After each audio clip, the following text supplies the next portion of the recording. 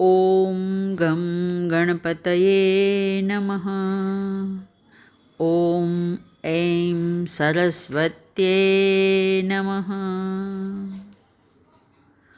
ભૂત પિશાચ નિકટ નહીં આવે, મહાવીર જબ નામ સુનાવે. નાસે રોગ હરે સબ પીરા, જપત નિરંતર હનુમંત બીરા. સંકટ તે હનુમાન છુડાવે, મન ક્રમ બચન ધ્યાન જો લાવે. ચોપાઈ 24, 25 અને 26 અનુક્રમે આધિદૈવિક, આધિભૌતિક અને આધ્યાત્મિક ઉપાસના વર્ણવે છે, જેથી સાધકના કષ્ટની નિવૃત્તિ થાય છે. જેમાં 24મી ચોપાઈમાં ભૂત પિશાચ નિકટ નહીં આવે, મહાવીર જબ નામ સુનાવે.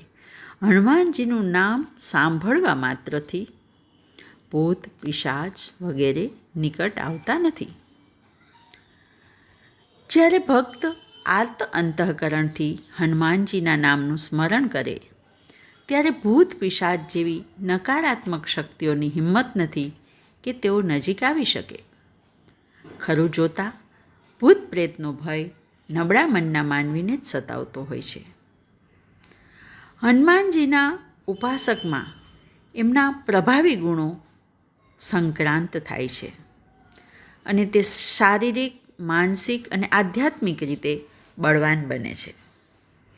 વળી ભૂત પિશાચ તામસિક પ્રકૃતિ ધરાવે છે, જ્યારે હનુમાનજીનો ઉપાસક સાધના માર્ગે પ્રગતિ કરતાં કરતાં સાત્વિકતાને પામે છે. સત્વના પ્રકાશ સામે તમોગુણનો અંધકાર ટકી શકે ખરો? તેથી હનુમાનજીના ઉપાસકને આવી નબળાઈઓ વિચલિત કરી શકતી નથી. આધ્યાત્મિક દ્રષ્ટિએ અહંકારથી ભયંકર કોઈ ભૂત નથી. ક્રોધથી વિનાશક કોઈ પિશાચ નથી. આમ હનુમાનજીના સાધક પાસે કામ અને ક્રોધરૂપી ભૂત પિશાચ ફરકી શકતા નથી. એ પછી 25મી ચોપાઈમાં છે, નાસે રોગ હરે સબ પીરા, જપત નિરંતર હનુમંત બીરા. વીર હનુમાનને નિરંતર જપવાથી રોગ નાશ પામે છે અને સર્વ વિપત્તિઓ દૂર થાય છે. શ્રી હનુમાનજીની ઉપાસનાથી રોગ અને પીડા શમે, એ તો નિર્વિવાદ છે. પરંતુ આધ્યાત્મિક દ્રષ્ટિએ રોગ માત્ર શારીરિક બીમારી પૂરતો મર્યાદિત નથી. સૌથી ભયંકર રોગ છે ભવરોગ.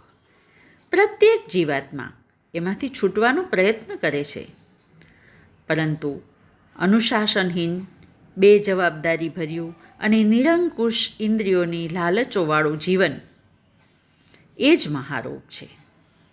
અનિયમિત જીવનશૈલી, ખાવા પીવાની ખોટી આદતો, વ્યસનો, ઉપભોક્તાવાદ તરફની આંધળી દોટ શરીર અને મનની અનેક બીમારીઓને નોતરે છે. હનુમાનજીની આરાધના અને નામ જપ સ્વયં સૂચન દ્વારા ભક્તના અંતઃકરણમાં સાત્વિકતા પ્રેરે છે અને જીવન સંયમિત બને છે. સાદગી ભર્યા અને નિયમિત જીવનમાં રોગની શક્યતા ઘટી જાય છે. સંકટ તે હનુમાન છુડાવે, મન ક્રમ બચન ધ્યાન ઝુલાવે. સંકટમાં પડેલા સાધકને હનુમાનજી અવશ્ય ઉગારે છે. પરંતુ તુલસીદાસજી અહીં એક શરત મૂકે છે કે અંજની નંદનના અનુગ્રહની અભિલાષા રાખનારે મન, વચન અને કર્મથી ધ્યાન કરવું જોઈએ. મન ક્રમ બચન ધ્યાન જો લાવે. ધ્યાન એ કેવળ નિર્જન સ્થાને બેસી આંખો બંધ કરી દમન કરવાની શુષ્ક કસરત નથી, પરંતુ મન, વચન અને કર્મની ત્રિવિધ શુદ્ધિ અને એકાગ્રતાથી થતું ધ્યાન સાધકને એના ઇષ્ટ સ્વરૂપ સાથે ઐક્ય સાધવામાં નિમિત્ત બને છે. આ આધ્યાત્મિક પ્રક્રિયા સાધકનો ક્રમબદ્ધ વિકાસ કરી પરમ તત્વ સાથે જોડે છે. અદ્વૈતની દિવ્ય ઉપલબ્ધિ થતાં જન્મ મરણના ચક્રાવામાંથી મુક્ત થવાય છે અને પરમાત્માના વિયોગ એ જ જીવાત્માનું વિકટ સંકટ છે અને એ ઈશ્વરથી વિખૂટા પડવાને કારણે જ સુખ દુઃખની ગરતામાં પડાય છે. પરમાત્માના સાક્ષાત્કાર સાથે જ પરમાત્માની અનુભૂતિ થતાં જ સર્વ સંકટો તત્ક્ષણ મટી જાય છે. હરિ ઓમ તત્સત.